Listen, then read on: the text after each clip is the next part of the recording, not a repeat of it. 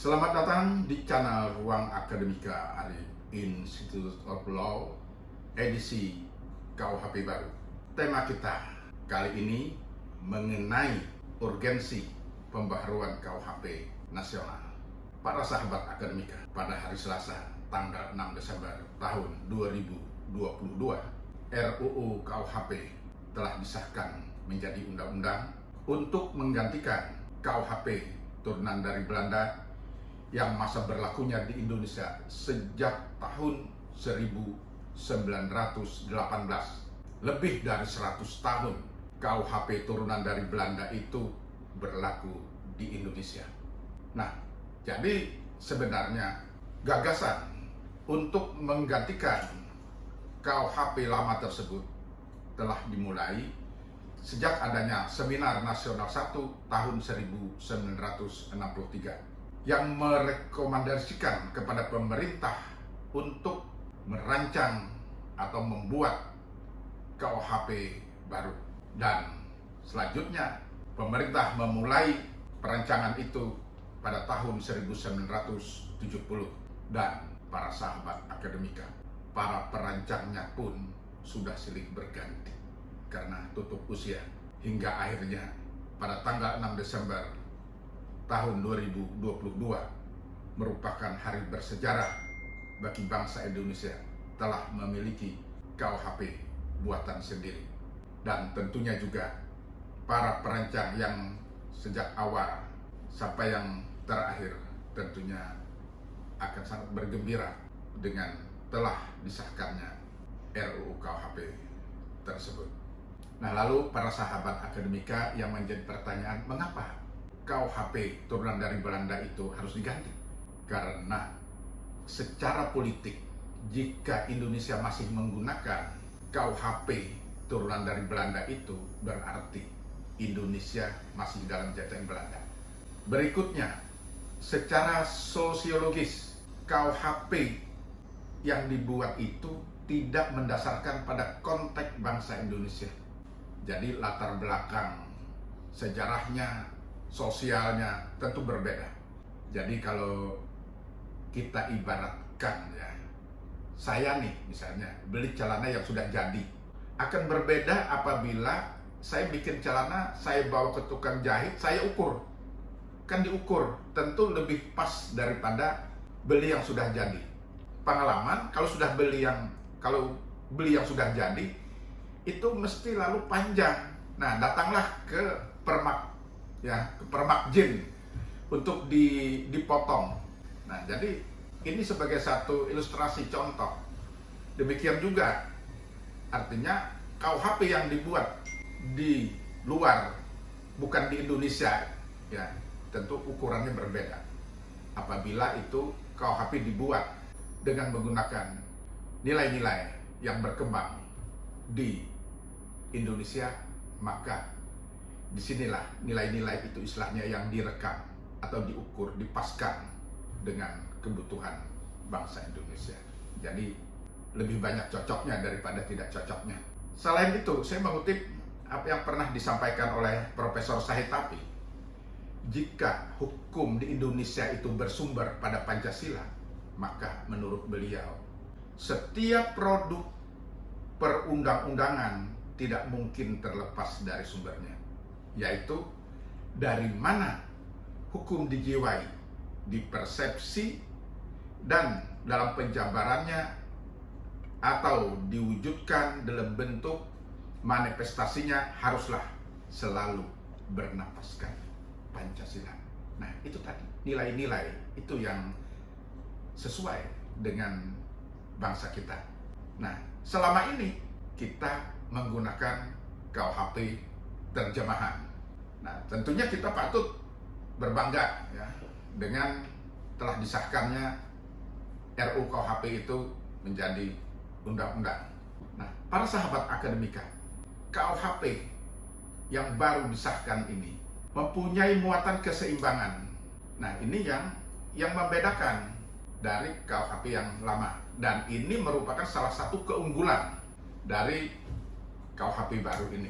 Nah, lalu materi hukum pidana nasional itu mengatur keseimbangan antara kepentingan masyarakat dan kepentingan individu, atau yang disebut dengan keseimbangan monodualistik, di mana hukum pidana selain memperhatikan segi objektif dari perbuatan, tetapi juga memperhatikan segi subjektif dari pelaku. Nah, jadi ada keseimbangan antara perbuatan dan pelaku yang melakukan perbuatan itu. Berpangkal dari keseimbangan monodualistik tersebut, maka KUHP nasional kita tetap mempertahankan dua asas yang sangat fundamental dalam hukum pidana, yaitu asas legalitas dan asas kesalahan. Asas legalitas ditujukan kepada perbuatan dan asas kesalahan ditujukan kepada orang atau pelaku yang melakukan perbuatan tersebut. Nah, masing-masing dari kedua asas tersebut disebut dengan asas kemasyarakatan dan asas kemanusiaan.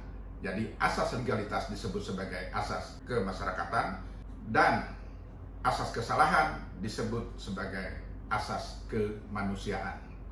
Ya, karena jangan sampai menghukum orang yang tidak bersalah, ya. Kedua asas tersebut yang sekaligus untuk mewujudkan keseimbangan antara unsur perbuatan dan sikap batin si pelaku tindak pidana.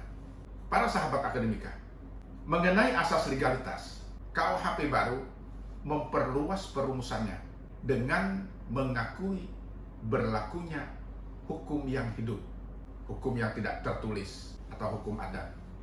Jadi hukum yang tidak tertulis itu maksudnya hukum yang tidak ditulis dalam kitab undang-undang, tetapi sebenarnya tertulis di misalnya dalam sejarah itu kan di daun lontar, di prasasti, hanya tidak tertulis di dalam kitab undang-undang.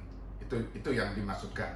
Jadi berlakunya hukum yang hidup itu sebagai dasar atau patut dipidananya suatu perbuatan sepanjang perbuatan itu tidak ada persamaannya atau tidak diatur dalam undang-undang. Para sahabat akademika, perluasan perumusan asas legalitas tidak dapat dilepaskan dari pemikiran untuk mewujudkan dan menjamin keseimbangan antara kepentingan individu dan kepentingan masyarakat, dan antara kepastian hukum dan keadilan. Ruh dari hukum itu adalah keadilan. Jika kepastian bermasalah, maka kepastian itulah yang direvisi. Karena kepastian merupakan jembatan untuk menuju keadilan. Jika dalam penerapannya ada pertentangan antara kepastian dan keadilan, maka yang didahulukan itu adalah keadilan. Nah, muatan keseimbangan lainnya para sahabat akademika, perlindungan terhadap pelaku tindak pidana dan korban tindak pidana. Nah, dalam KUHP lama tidak ada itu mengatur tentang korban, karena hanya pelaku. Jadi dengan ancaman yang tinggi dalam KUHP, seolah-olah itu ada perlindungan terhadap korban. Nah, namun itu baru diarahkan pada potensial, orang-orang yang potensial menjadi korban. Belum mengatur dalam KUHP itu, belum mengatur korban secara nyata. Bagaimana jika nyata-nyata jadi korban? Nah, ini yang tidak diatur di dalam KUHP turunan dari Belanda itu. Nah, di dalam KUHP baru atau KUHP nasional ini, itu telah mengatur bagaimana misalnya tanggung jawab pelaku terhadap korban. Nah, jadi ini yang artinya dalam berbagai seminar, tulisan, tesis, disertasi yang merekomendasikan agar hukum pidana nasional nanti memperhatikan juga perlindungan terhadap korban. Nah, ini sudah diwujudkan di dalam KUHP nasional kita. Muatan keseimbangan berikutnya yaitu keseimbangan hukum tertulis dan hukum yang hidup dalam masyarakat. Nah, hukum yang hidup dalam masyarakat inilah yang sangat menjiwai di dalam KUHP nasional kita. Makanya di situ bagaimana ada panduan atau pedoman bagi hakim nanti dalam menjatuhkan pidana. Jadi tidak selalu harus dijatuhi dengan pidana penjara. Kalau selalu itu yang pidana penjara yang dijatuhkan, maka penuhlah yang namanya lembaga pemasyarakatan. Ya. Penuh, kalau itu penuh itu tidak berefek baik, bahkan sebaliknya, karena terjadi nantinya apa yang disebut dengan presonisasi. Jadi pertukaran, penularan ilmu di situ. Jadi ilmu bagaimana melakukan tindak pidana dengan yang lebih hebat lagi. Keseimbangan berikutnya adalah keseimbangan antara nilai nasional dan nilai universal. Nah, ini kita tidak bisa dilepaskan ya dengan perkembangan nilai universal. Jadi perkembangan instrumen-instrumen internasional itu yang juga kita harus beradaptasi ya. Dan kemudian keseimbangan antara hak asasi manusia dan kewajiban asasi manusia. Jadi tidak hanya sekedar menuntut hak, tetapi juga apa kewajiban.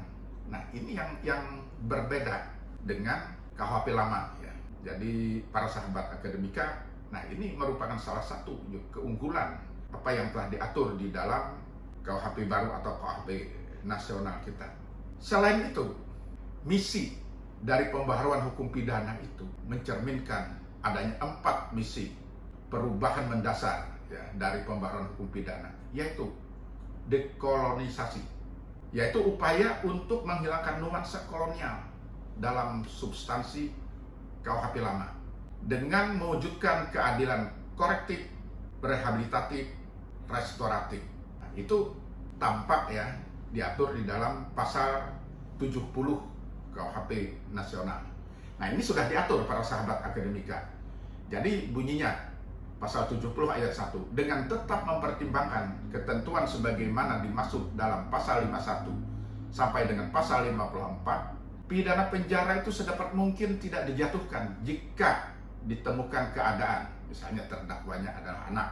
Berikutnya, terdakwa berumur di atas 75 tahun. Bayangkan kalau 75 tahun dimasukkan ke dalam lapas. Nah, ini bukan menjadi lebih baik, bisa nanti timbul penyakit-penyakit. Udah usia 75 tahun itu sudah artinya tidak sepatutnya lagi dimasukkan ke dalam LP. Nah, ini menjadi pertimbangan, jadi lebih manusiawi ya.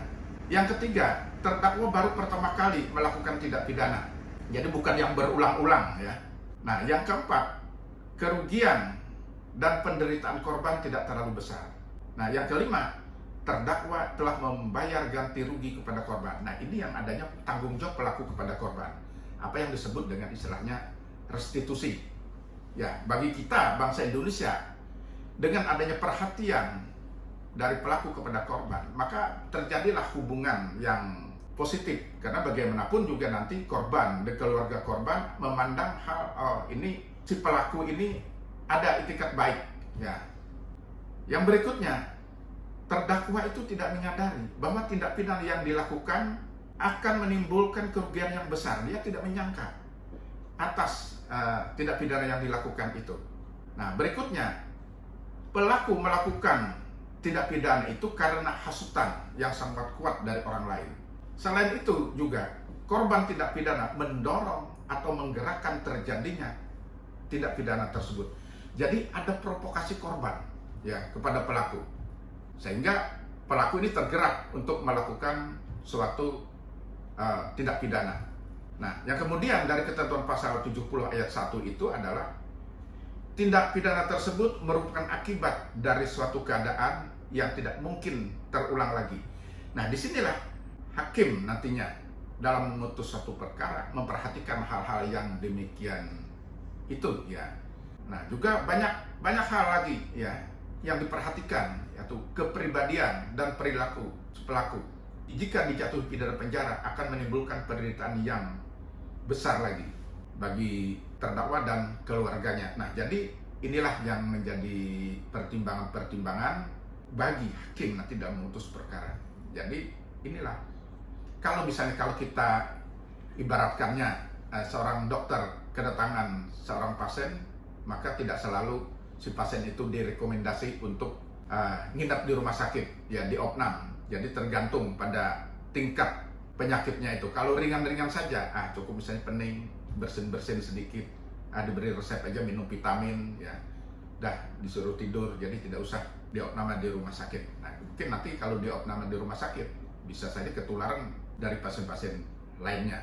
Nah, jadi inilah juga ibaratannya dalam hakim nanti dalam menjatuhkan vonis kepada si pelaku itu dilihat, nah ini Kalau hanya seperti ini, tidak usahlah. Misalnya ditaruh di LP, di lembaga pemasyarakatan, ya. Nah, jadi lebih nanti di dalam KUHP baru ini lebih memberikan otonomi kepada hakim dalam memberikan putusannya kepada seorang terdakwa atau pelaku tindak pidana. Nah, misi pemberantasan hukum pidana lainnya itu adalah demokratisasi para sahabat akademika. Ya, jadi pendemokrasian rumusan pasal tindak pidana dalam KUHP nasional sesuai pasal-pasal KUHP yang terkait. Nah, jadi ini tidak hanya dirumuskan oleh tim perumus sendiri, tetapi juga meminta pendapat dari berbagai pihak, ya, atas suatu isu yang mau dinormakan di dalam KUHP nasional tersebut. Nah, di samping itu, demokratisasi ini adalah ketika RUU, ya masih RUU itu disosialisasikan atau diberikan penjelasan kepada masyarakat secara luas. Nah, jadi masyarakat sudah tahu. Jadi tidak ketika disahkan lalu bukan kata orang Jawa, tidak ujuk-ujuk ini, oh ada KUHP baru. Nah, jadi bukan sesuatu yang asing lagi, karena sudah seringkali disosialisasikan dan juga dialog publik, ya, tentang KUHP baru, ya, KUHP nasional. Lalu misi pembaharuan hukum pidana lainnya itu adalah konsolidasi. Jadi penyusunan kembali ketentuan pidana dari KUHP lama dan sebagian undang-undang pidana di luar KUHP secara menyeluruh dengan rekodifikasi terbuka terbatas. Nah, jadi tetap bukan berarti KUHP lama itu ditinggal sama sekali. Ambil contoh misalnya tentang penghinaan. Nah, itu masih tetap dipertahankan tentu, tapi dengan modifikasi-modifikasi, ya, dalam KUHP nasional ini. Nah, itu yang disebut dengan istilahnya konsolidasi, termasuk juga memperhatikan undang-undang di luar KUHP yang berkembang, ya. Misalnya tentang narkotika, tentang tindak pidana korupsi, tentang money laundering. Nah, jadi ini yang istilahnya mengandung misi yang disebut dari misi konsolidasi. Nah, berikutnya adalah misi harmonisasi, yaitu sebagai bentuk adaptasi dan keselarasan dalam merespon perkembangan hukum terkini tanpa menyampingkan hukum yang hidup atau living law. Nah, kemudian misi pembaharuan hukum pidana itu adalah modernisasi. Jadi filosofi pembalasan klasik udah jangan lagi itu dilakukan. Nah, jadi lebih pada udah berorientasi. Jadi filosofi pembalasan klasik yang berorientasi pada perbuatan semata bergeser ke filosofi yang integratif. Jadi dadar setelah oper straplek yang memperhatikan aspek perbuatan pelaku dan korban kejahatan. Jadi perhatian terhadap korban inilah yang juga salah satu pemikiran yang mendasar yang mempengaruhi penyusunan KUHP nasional, yaitu terkait dengan perkembangan ilmu pengetahuan tentang korban kejahatan, ya, yang berkembang setelah Perang Dunia Kedua, di mana perhatian besar pada perlakuan yang adil terhadap korban dan penyalahgunaan kekuasaan. Nah, jadi para sahabat akademika, falsafah dadar straplek dan victimologi akan mempengaruhi perumusan 3 pilar atau 3 masalah pokok dalam hukum pidana, yaitu tentang perbuatan yang bersifat melawan hukum, tentang pertanggungjawaban pidana atau kesalahan, dan tentang pidana dan tindakan yang dapat dijatuhkan beserta asas hukum pidana yang mendasarinya. Demikian para sahabat akademika yang dapat saya sampaikan. Semoga walaupun sekilas ini dapat memberikan manfaat kepada kita semua. Jika ada salah-salah kata, mohon maaf. Saya akhiri. Wassalamualaikum warahmatullahi wabarakatuh.